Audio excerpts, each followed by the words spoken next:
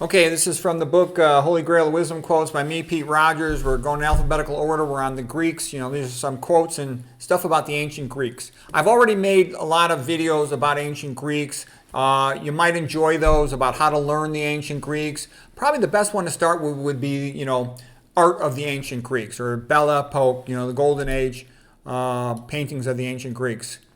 Because of all the times to study, the ancient Greeks are one of the most interesting group of people you'll ever see. They're by far, by a factor of 1,000, the most interesting people of the ancient world. And studying the ancient Greeks in the Renaissance, it gives you hope in mankind. You see what mankind is capable of. Schopenhauer said it is incredible how much smarter the ancient Greeks were than the Germans of his time, which was, around 1800. Okay, and Schopenhauer is a great genius. Schopenhauer was around the time of Goethe and later Nietzsche. Nietzsche's sort of a jerk, but he's entertaining. All right. Anyways, first a quote from Rufus Fears. He's the best professor from thegreatcourses.com. You can find some of his lectures about the ancient Greeks. He has a great course called Famous Ancient Greeks. Athenians were the first known large city that believed that our regular people could govern themselves, unlike other places run by dictators and tyrants.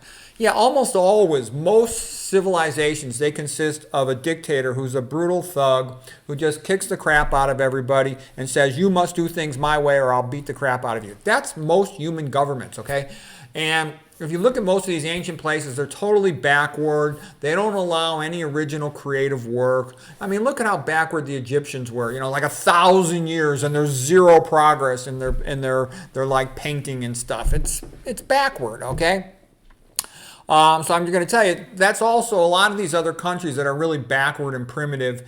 What they are is they're a big, flat country. And because they're big and flat, one tyrant can conquer the whole place, and then he has his group of enforcers that force everybody to obey what he says, and nobody's allowed to do anything interesting. And if somebody invents something, they steal it away from them. So nothing ever happens for 1,000 years, and those countries stink, okay? And they don't even have a real religion. They're not even God. They're just like, philosophies, Buddhism. That's not a religion. That's a philosophy. Hinduism's not really a religion. It's sort of an atheistic philosophy, and the same thing with Confucianism and all this stuff, okay? You end up with a tyranny where almost no creative work comes out of those places, okay? Great thing about the ancient Greeks were like the prelude to Christianity. There's so much. The ancient Greeks have about as much in common with Christianity as does the Old Testament. And I realize for people who are not familiar with that statement, they think that's a big statement. But I'm telling you, I've studied them both extensively. You would be amazed at how much that is true. Okay, here's a quote from Victor David Hanson. He wrote a great book called Who Killed Homer? And that's also been a big thing. In order to bring back slavery to the United States, to enslave the population, they had to kill the white Christian men. And in order to do that, they have to make the population forget its history. Because if you know the history of how great the ancient Greeks were and how that fed into Western civilization and into Christianity, you'll be so proud of it and impressed by it that you'll defend it with your life, okay? But if you're a typical modern ahistorical dummy, whose brain IQ's been lowered by fluoride and processed food and public schools, then you don't know anything better. And modern art museums, all this nonsense, that really dumbs you down. It's done on purpose so you'll be feminized and stupid, and you'll let the country just turn into a garbage can, third world crap house, and slavery will come in. So anyways, here's a quote by Victor David Hanson. Most ancient Greek women were pregnant or nursing pretty much from menarche to menopause. Yeah, I make that point because all this modern stuff of men and women are equal and should do the same thing, that's ridiculous, okay? Men and women are very different, okay? Men have always, been the ones to go out and hunt and farm a field and do a lot of physical labor all day. Before all this modern birth control stuff and abortions, women, as soon as they hit puberty, within a year of that, they're pregnant and they're nursing or pregnant, from then on out for almost their entire life. Go back in the 1800s, it was normal for a woman to have 10 children. That was pretty routine. You nurse each kid for 3 years. You're pregnant for a year, you're nursing them for 3 years, that's 4 years times 10 pregnancies, 40 years of your life having babies, okay? That's pretty much how it was. Okay, so this idea, that's why women, you don't hear much about women in history because they've been busy taking care of babies. That's just a fact of life. Okay, and from what I've seen, women with families are a lot happier. I know lots of doctors and other women that never had kids, didn't get married, forgot to get married, or who knows what else happened. They're not that happy. The happy women are the ones that got a family. By far, they're the most happy that I see. Okay, so he continues, Victor David Hansen, from his book, Who Killed Homer? To ignore or destroy the classics of ancient Greece and Rome is to commit cultural suicide. Yeah. This is foundation to Western civilization. From the ancient Romans, they're not as nice as the ancient Greeks. There's a lot of brutality, a lot of collectivism, but there's high points in there. There's high points, like especially Cicero. But there's other high points in there too, and they give you an objective view of mankind and human behavior where no one has a dog in the fight. You can't really have an open conversation in the modern world with the general public about the Bible or about anything that happened after 1850. Because the more you know about it, the more you know all sides of it, the more extremely offensive it will be. So you can talk about the ancient Romans and no one cares. No one's saying, why do you like Julius Caesar more than you like Pompey? Nobody cares, but you can see how these characters play their roles. And you'll see that the same patterns happen all the time. It's just as the centuries go by, there's more technology for tyrants to use, okay? Victor David Hansen continues. The most important legacy of the Greeks and Romans is this uniquely Western urge to pick apart everything, every institution, tradition, and individual. Only in this manner do ideas change at all. And only this way does an author find any credibility with the reading or listening audience. Cynicism, skepticism, parody, invective are all Greek and Latin words. A rich vocabulary of public and private dissent unequaled in the non-Western languages. Yeah, that's another thing too. All this multiculturalism is BS. The other cultures are not equal to the West. Where is their art? Look at this painting behind me, the School of Athens. It was made about ancient Greek by a Christian, Raphael, in the Vatican with Roman architecture, okay? There's no other civilization that has this type of architecture. There's no other civilization that has this type of art. There's no other civilization that has this level of literature, of philosophy. So give me a break. Compared to Western civilization, all the other cultures really are very mediocre, okay? And, there's lots of smart people from the other cultures, but look what happens. When they become Christians, all of a sudden their output increases because it gives you a new philosophy of life. It tells you that life is meaning. A godless religion says, Maya, okay, which is sort of like this Indian philosophy that, you can't really know the truth. Why bother trying, okay? Or atheism, that life is meaningless. That's why so many drug addicts are atheists. If you think life is meaningless, why do anything? If you think you can't learn anything or understand anything, why do anything?